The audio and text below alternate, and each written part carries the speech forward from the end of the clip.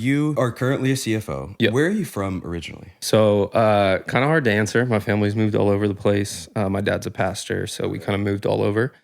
But most of my life, it was in Ohio. That's where my wife and I are both from. That's where we met. And then I moved down to Nashville in college. Okay. And kind of really have been here ever since. So I'm getting old now. So I've been down here since like 2007. But wow, no, I didn't know that. yeah. So our only time away, we moved away for a couple years to California, like Okay. 2016 to 2018. Okay, so I would have met you right after that, I Yeah. suppose, when you came back. Yeah. You went to California for work? No, I mean, I obviously was working out there, worked at Cal Poly University out there, but we went for more of a life change. Like Okay.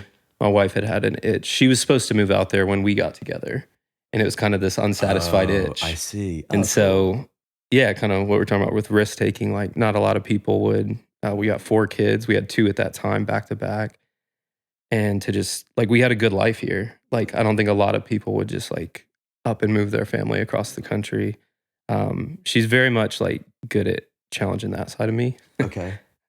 She pushes me in that area. I would bend towards like not taking risks a lot of times, especially old me. But then, yeah, so we moved out there and it was great. It was great. It was weird. Both moves, like the one there and the one back, were like hard to explain to people because it wasn't bad. Like we were leaving a good life for what we felt like was going to be a better life. I often think about what that would be like, especially to either follow somebody out there, which, you know, in a marriage is maybe not following, but, or vice versa. It was very much a following. Okay, yeah. It was her thing. I didn't want to go, to be or honest. vice versa. Like, I think about that a lot. It takes a certain kind of like, I mean, I don't know. I've never been married. It was probably one of the best things that ever happened to me and that we did. Yeah.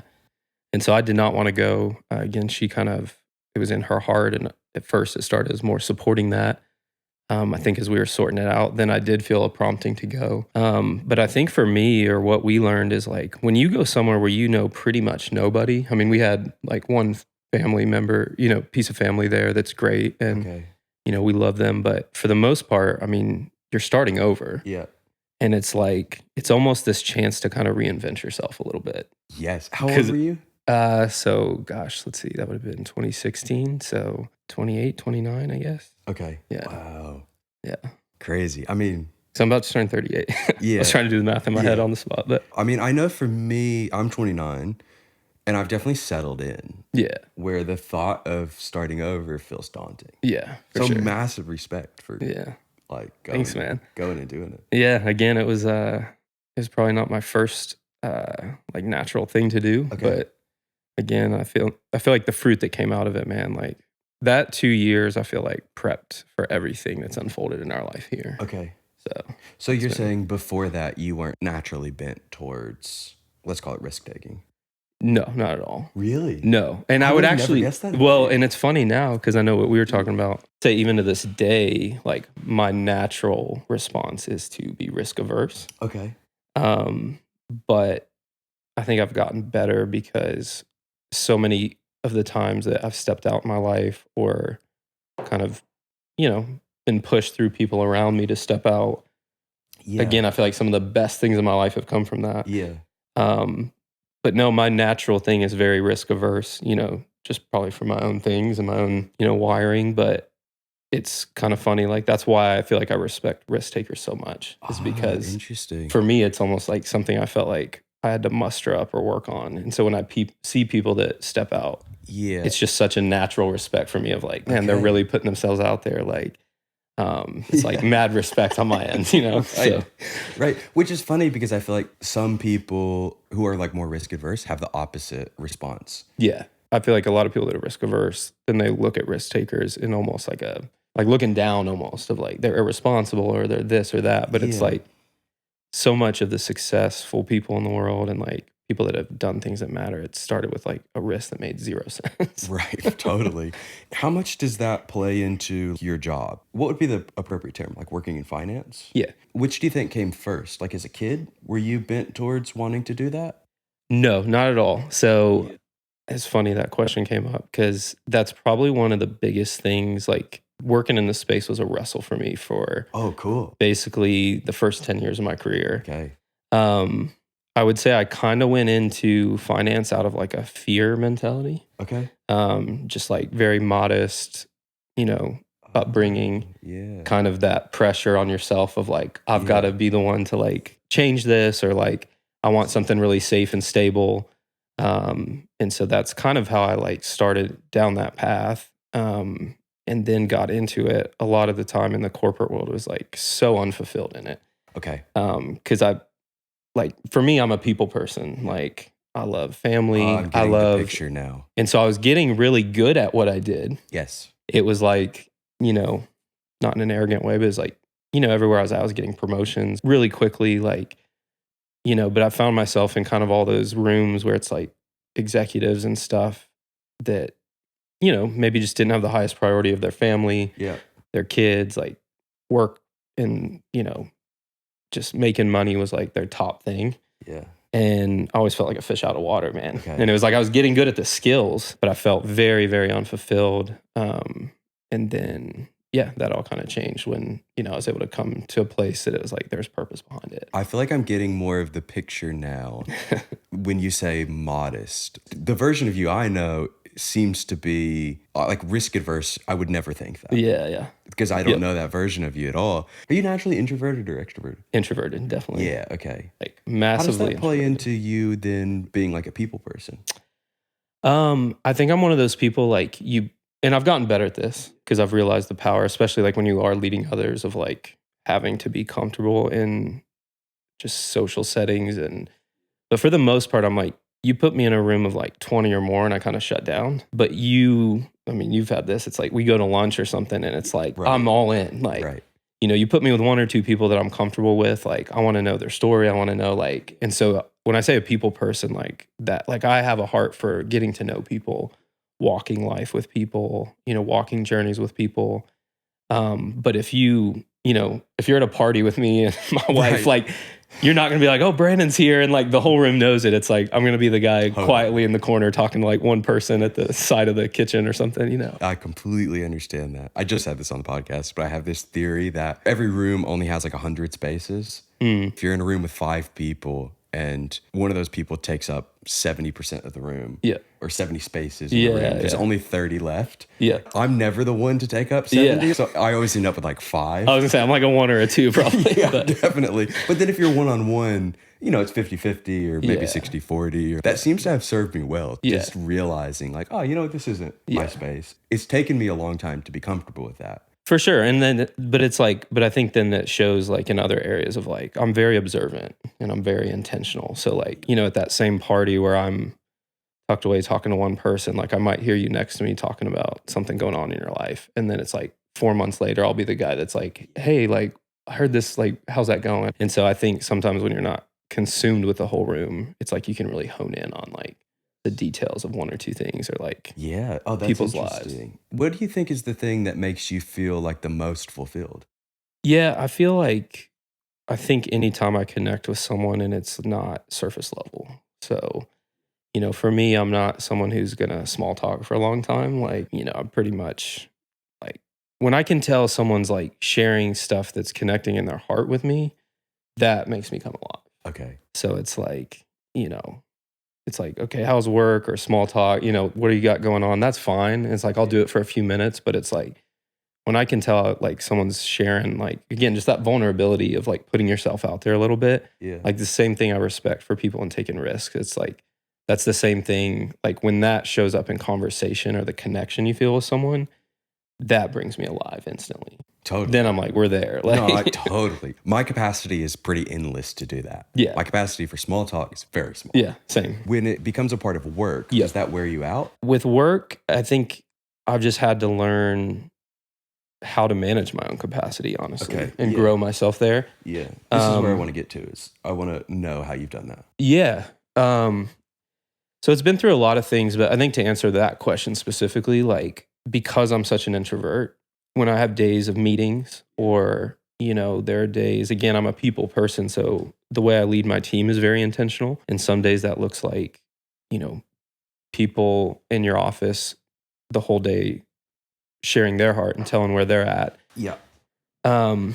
And while that's fueling to me in my heart, like I've noticed there's a depletion that comes because I'm naturally so introverted. Okay. And so I've had to learn how to like kind of refuel myself so that I'm always doing that at like a good level for others. So yeah, I've had to learn like, well, I was thinking about this a lot because I had a feeling we'd talk about some leadership, but like, Yeah. I think what I've learned is like the best way to lead is to find the best version of yourself and the best version of everyone around you simultaneously. Okay. Because Say more. I think sometimes we can be like, even right now, we're in a very like self-care, self-growth culture, which I love. Like I'm all for that. Mm-hmm. On that journey myself, like we all, you know, hopefully are. But it's like sometimes you can lose the power of like, you can be so in your own dead end of finding the best version of you that you're kind of negligent to those around you. And it's like, I don't know, like you're a musician. It's like, would you rather listen to like just a crazy good like violinist or a symphony? There's a richness that comes when you, and it's like that same violinist can be on a journey of becoming the absolute best they can at the violin. But like, no matter how good they get, it's still going to sound like just a violin. But it's like, if you throw that same violinist on that same journey of being the best they can be at that instrument Yeah. in a symphony of other people that are becoming the best they can be at that. And I think that's a lot of my mindset now is like, how do I find the best version of me? How do I help this person find the best version of them? And I think when you're on that journey together, like, yeah, it's kind of that beautiful symphony mindset of like, That makes it sense. like That's really cool. elevates. And it's not just like, oh, I'm a healthier version of me in isolation, if that makes sense. I will be the first to say guilty of this because I sometimes my natural premonition is to see people as obstacles. Yeah. That is something I have to actively Yeah. work on. Yeah. So that metaphor is really interesting. When you're leading somebody and calling them up to the best version of themselves, how do you first determine, or do you, what the best version is? I don't think it's ever trying to, you're saying for them? Yeah. I don't think it's ever like it's not my place to determine what that best version of them is.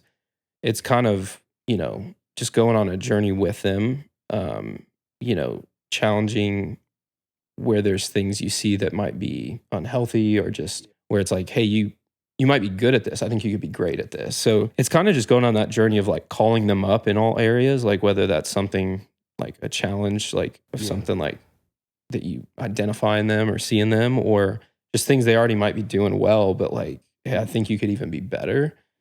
But I feel like that journey, like with people, like what really, when it goes well, it's like through just vulnerability. Like a lot of like, if I'm trying to help someone else raise like the version of themselves, it's almost impossible to do if I'm not vulnerable about my journey as well. And that's why I say they go hand in hand too. Like I can't be like challenging someone else on stuff I haven't walked through, even if it's not the exact same stuff. No, sure. Like, is vulnerability easy for you? Yes and no. I just read a book. Have you heard of the Primal Questions, 7 Primal Questions? This isn't the Liver King thing, right? What's it? No. What are his things? The 9? Oh, I don't know. Okay, he has something. It's 9 primal something. No, this is like psychology book, but it's basically you got like me here now. It's basically like 7 questions. We just did this as a team. It's like super insightful. Okay. But it's basically the idea is there's 7 questions that we all have imprinted on us as a child at some point. And you spend the rest of your life trying to get a yes answer to that question. Oh, wow. So like mine is, am I safe? So, okay. I'm familiar with this concept. Yes. Okay. So it's like, am I safe? Am I secure? Yeah. Am I loved? Like all these different things. But mine's, am I safe? So I would say naturally there's a part of me that wants to kind of self-protect and not be vulnerable. But I feel like once I'm close with someone, again, I'm not about the small talk, so I'm going to get real in a hurry. So it's almost like a yes and a no. Like if we're not connected, I'm going to have a pretty tough outer shell to a lot of people. Yep. But when once you feel safe, we're connected, I'll open up pretty quickly. Okay. And I would actually say I've had to learn more on that end of like, sometimes you can open up Oh, sure. a little too quickly Sure. to maybe some people you shouldn't have, Sure. or Guilty. didn't handle like the intimacy of your life the best. Is it hard to be in a leadership position and your role is to lead a team and then go home? Obviously, you're leading your family, but it's easy for me in my, friendships to always be challenging. Yeah. Yeah, I think to me those are almost just two different things. Okay. Like I would want, like at work, it's a little more easy to always be in that mindset. Okay. At home, like, my wife and I are both always challenging each other. Okay. Again, she's probably challenged me more than I've challenged her. So, shout out to her and just like, the growth that comes with that. But I would say we're both that way. But yeah, I guess to your point, like, at least for us in marriage and stuff, like, sometimes it can't just all be about going deep or improving, or like, it's just got to be like, just be together, just have fun together, like, not talking about the growth things, but just chilling and, having that connection that's just kind of, not intense or anything. It's just enjoying each other. Would you call yourself intense? Yeah. Yeah. I would. Yeah. Like, I think it's like, I would assume so. Like, knowing the things I know about you, it makes sense that you would be. Yeah, I would say I'm intense and direct, but it's kind of wrapped in like a soft. Okay. It's like that whole like analogy. What is it? Sledgehammer wrapped in velvet. That's Yeah.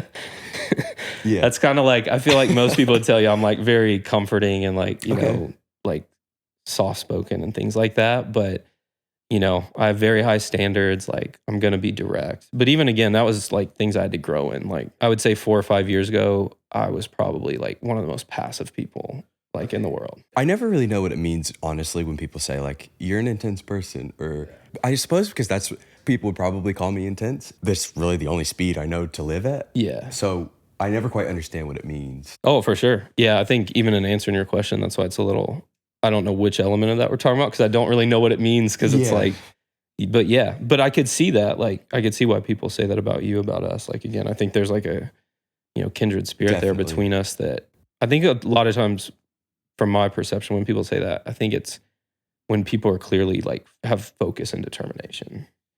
And that's something I would say about you. Like, same. It's like we played a lot of basketball together a couple of years ago. Like, I miss you, man. I miss you in the post. But, totally. I think like even with us, it seems like we're both guys that like you're never going to get 50% of us. Like you're either going to get 100 or 0. Yeah. And I think that normally gets labeled with what you said of like intense. Which isn't something I would trade. That's not to say it's not sometimes a flaw. Yeah. But I also wouldn't trade it. My big fear in life is getting to the end of my life and being like, ooh, I left a lot on the table. I want to get to the end and just be spent. Yeah. You keep referencing 4 or 5 years ago being a much more passive version of yourself. How did that change? I would say that was probably a point in my life. And I feel like it's actually like a slope that just keeps peaking where for the first time I was challenged in ways that just completely changed like who I am. Through work? Through work, through our church and our community. And really, I feel like that was just the first time I had ever crossed that line of like being in the same community long enough where it's not like you've hit a depth with people where like they know you. Yeah. They know your flaws. They know. And I know for me, that was around the first time that I had actually stayed in community long enough to work through that. Okay. And I think through that, it's found like, again, a better version of myself. I think I've grown a lot, but it came from a lot of challenging of those around me, like in work, in our church community, my wife, like I said, just various family things. And then, so I would say that probably started 4 or 5 years ago. And then I would say the last 2 years, it's like, yeah, really, the peak, the slope has gone like straight up, man. Okay. So, and that one's more circumstantial. Like, just had a lot of like difficult like things that we've had to work through. But again, I think that's like yielded just the most fruit. So, is growth the goal? For me, it's probably easy to sound like that in the way I talk. For me, if you ask it that directly, I would almost say like health is the goal. And so you're growing towards health? Yes. Probably. I mean, hopefully. What does health look like? Man, that's a good question. This is the most intimidating thing of coming on this podcast. Because I was like, Dan asked such good questions. Okay, so I don't think I left this in last week, but I just had this conversation. One thing I've learned through doing a podcast is when somebody says that's a great question, my heart explodes. I'm like just being like, oh my God. As someone who's listened to all of them, again, that's why I was intimidated to come on here, because they're all good, man. Thank you. That's so sweet. What was the question? Is health the goal? Yeah, so if health is the goal, not growth, what does health look like? Can you define that? That's a tough one. I don't know if I can put my finger on one thing, but I think for me, it's like just having solid, fruitful relationships that are mutually trustworthy. And I think that's where, when you ask what changed 4 or 5 years ago, it was a lot of looking in the mirror and realizing like things about myself, like I could be a better friend. I could be a better dad. I could be a better husband. And there were parts of me that needed to change, quite frankly. And, you know, it was like one of those, there might have been 80 or 90% there, but, you know, those flaws, and again, we all have flaws, and it's probably sounds like I'm being too hard on myself, but it's really just from like looking in the mirror and being honest. And especially when you're raising kids, like, it's like, I mean, talk about looking in the mirror. Like, you know, I've told people before, like, if you want to know what being a dad is like, just go down to whatever store you shop at, find the biggest mirror they have, and just prop it in front of yourself 24/7. Like, brutal. And so, yeah, I think just through all these various aspects of my life, whether it was, you know, marriage, parenting, leading teams, like, I think there was just a point where there was a lot of just looking in the mirror. And so, but I think because of that journey, I would define health as like, I want people to just feel safe with me all the time. Yeah, that's amazing. And if not, then, and again, I can't always control their end of that. Sure. But you can at least set the table. To me, health would signify like I'm in a place where I know confidently on my end, like these people should be safe in relationship with me. Yeah. And I have that kind of relationship back where I have safe people that like that to me is health. Like I think it's hard to do life without that. It's so interesting to define it that way. When it's clearly defined like that, it's like, oh, I know exactly who I want to show up as. Yeah. Do you know what you're, or if you had to just identify yourself? Yeah. Do you know? Yeah, I mean, I think for me, like identity is all rooted in my faith. And, you know, I know we share that maybe, but it's like, for me, it all comes down to like, you know, faith in Christ and sonship and that. But in terms of the overflow of that and like defining that in like how I actively live my life and stuff, again, I think it would be like at this point, my identity would all be in like leadership and team and like people or family, you know, whatever it is you're leading. Like, I do think like, I don't know. I feel like I've hit this sweet spot of like, clearly still very much on my own journey. But like, not like I've figured out all the answers to life or anything. To say like, hey, I think I'm in a good spot right now. Yeah. Like, and I guess to backtrack, like, honestly, even around the time I was meeting all you guys and that trajectory of my life and self-examination was changing. Like, to be honest, I was pretty insecure in that season. Okay. Because all the friends I was making kind of in this new community were 5 to 10 years younger than me. Like yourself. Yeah, totally. And I'm thinking like, man, these guys don't want to hang out with some old guy that's already got 3 or 4 kids. Yeah. But then what I realized even through like some of our lunches and stuff is like, oh, like people actually value this like from someone that's a little bit ahead of them. Yep. And again, there's a lot about my life. Like I'm still have no clue. Like I feel like I'm on a journey every day of just doing my best and failing and figuring things out. But I feel like I've also arrived at like realizing like, no, I do have stuff to say. And like, I do have like things I've learned and like, you know, again, like being a dad for 12 years, like I can tell someone who's not a dad, like a lot more than they're going to know, you know? Yeah. And so it's this weird mix of still feeling like I'm learning every day through my own failures and experiences, also some great and phenomenal leaders and other people around me. But then also like that confidence of like, I'm not insecure in that anymore. Like I know I have wisdom that I've acquired. I know I have life I've learned from and things. And I think I've really found this sweet spot of like being able to share that with others and lead others. And so I think back to identity, like even though it all starts through faith and stuff, I definitely feel called through that base identity to have an identity of like leading others right now. And I think right now, and again, maybe that will change in a different season. Maybe it won't. I have no idea. Just kind of take it a day at a time. Yeah, but totally. I do feel in a sweet spot in this season of like, that's kind of my identity in this season and like really setting that. So when you were in high school, did you find yourself naturally leaning towards a more leadership role? Not from my end, but like people were always following. If that makes sense. Yeah, totally. So like, I love that. There's no shame in like saying that either. Yeah, like whether, you know, I was a big sports guy growing up. So it's like, you know, on all my teams, it was like always like one of the leadership roles, team captains, like not to be whatever, but, you know, popular, like people would follow me and I wasn't really trying. Yeah.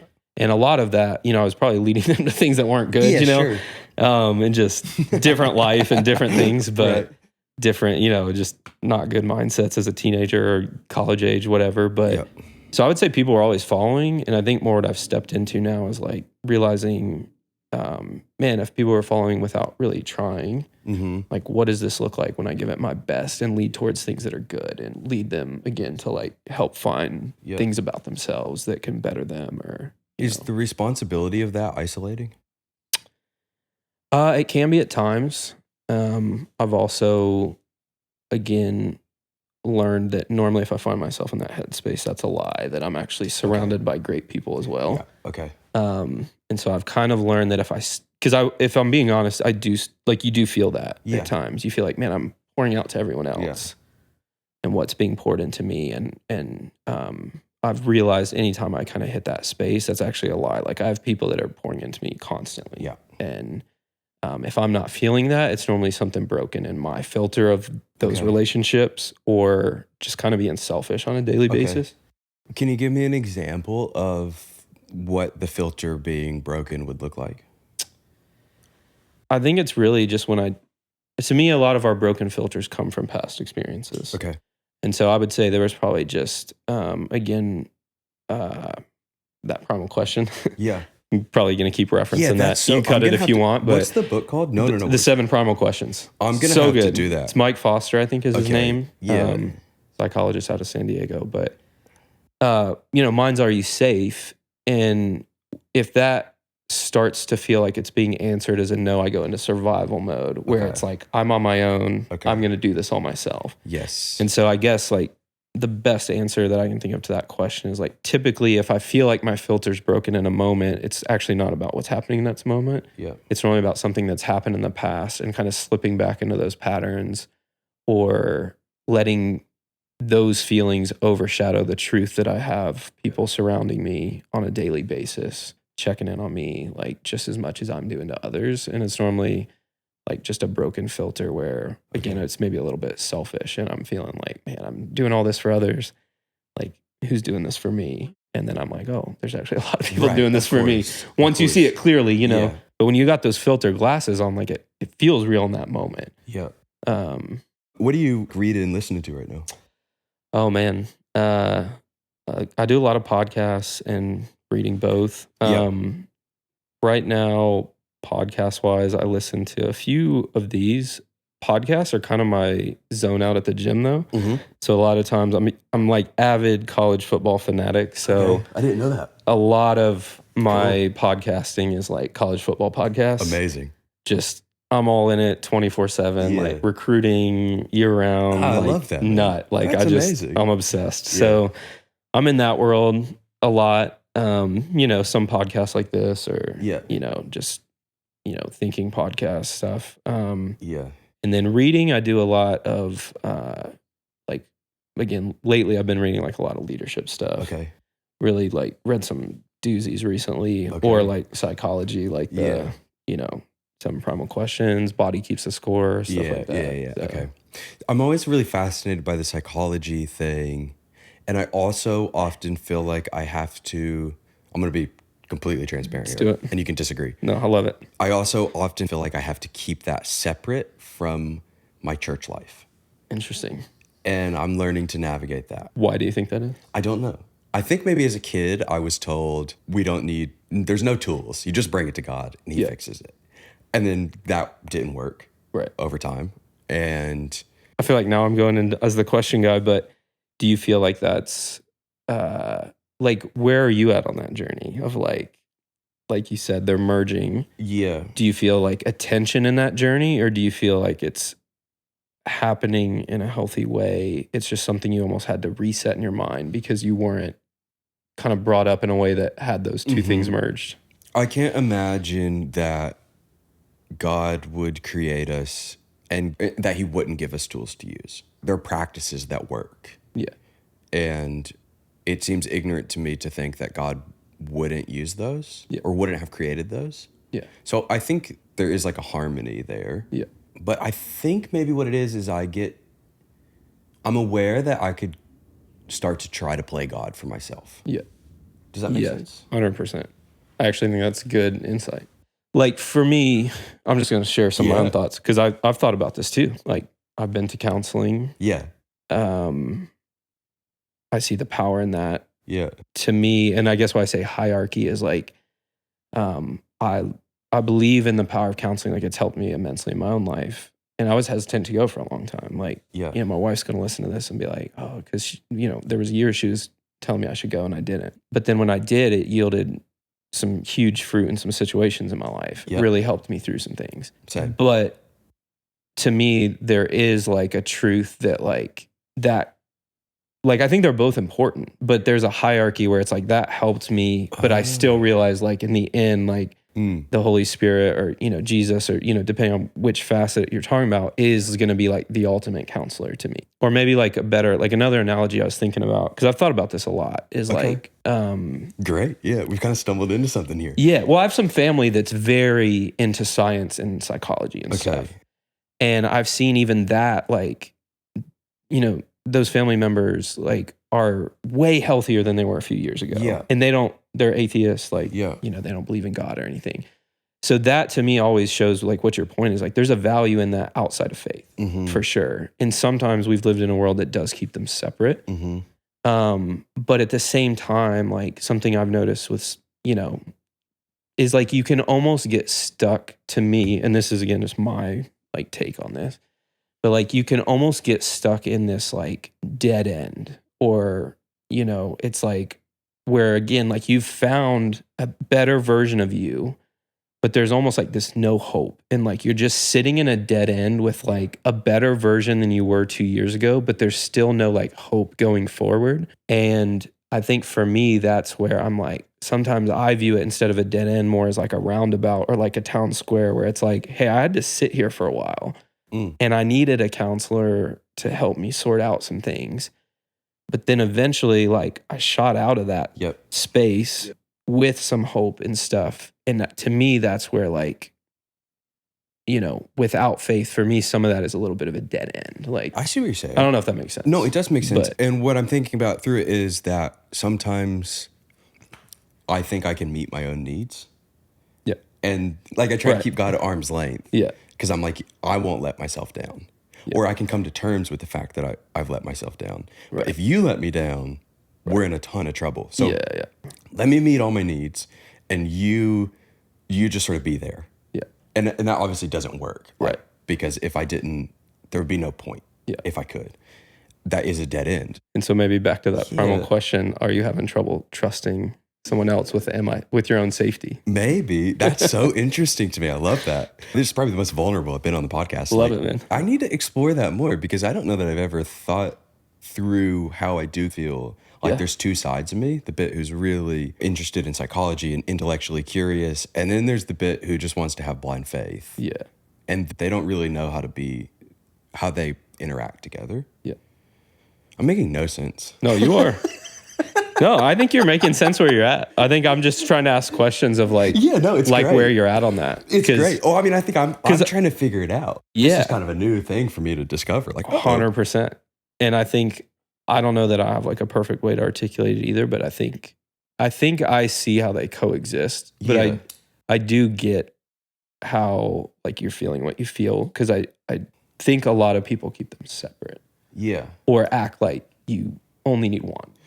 And that's, I think, the big concern. Oh, I could probably go so far into this thing that suddenly I don't think I need the other. Now, whether or not that would actually happen, Right. My experience has told me God's real and I need him in my life. So we would never actually get there, I don't think. But it is something like for me to be aware of. Yeah, I don't know where I'm going with this. I'm gonna absolutely chop this up. We're gonna have a completely different conversation. Like, I know that as I've gotten older, I'm way fascinated in psychology. And if I could do it again, I probably will at some point go to college as an adult to master in psychology. Because I'm fascinated by, like you were talking earlier about being in a room with a lot of people and paying attention to what people's motivations are. Yeah. That's so interesting. Yeah. To me. 100%. Were you always interested in psychology?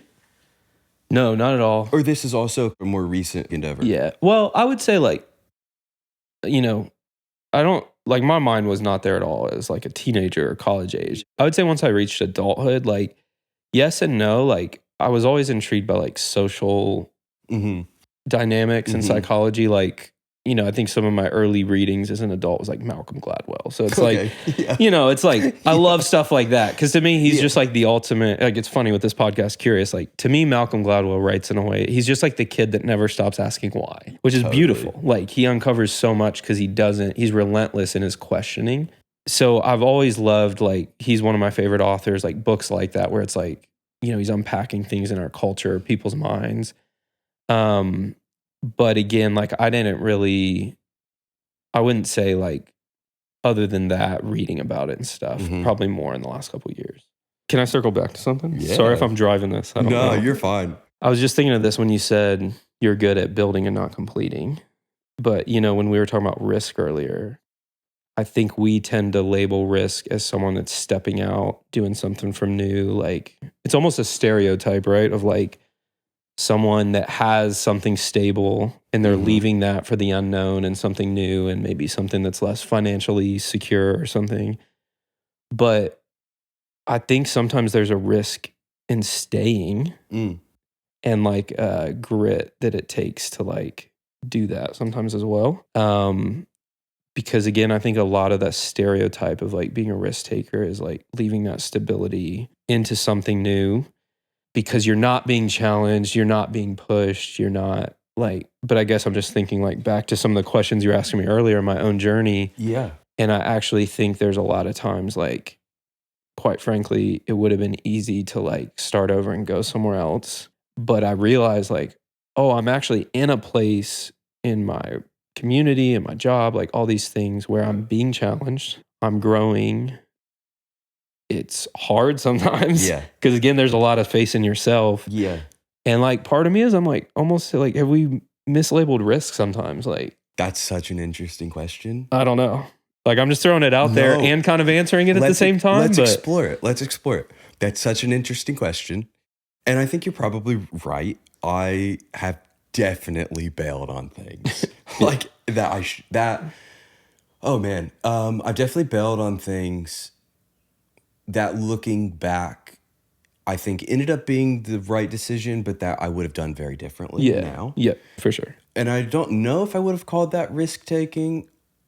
Maybe if I was being really honest, it would. I think I have a tendency to pull the plug. Like I'm scared of somebody pulling the plug on me. Yeah. So I'll pull the plug sometimes first. Yep. So maybe like the risk is standing there long enough to get rejected. Yeah.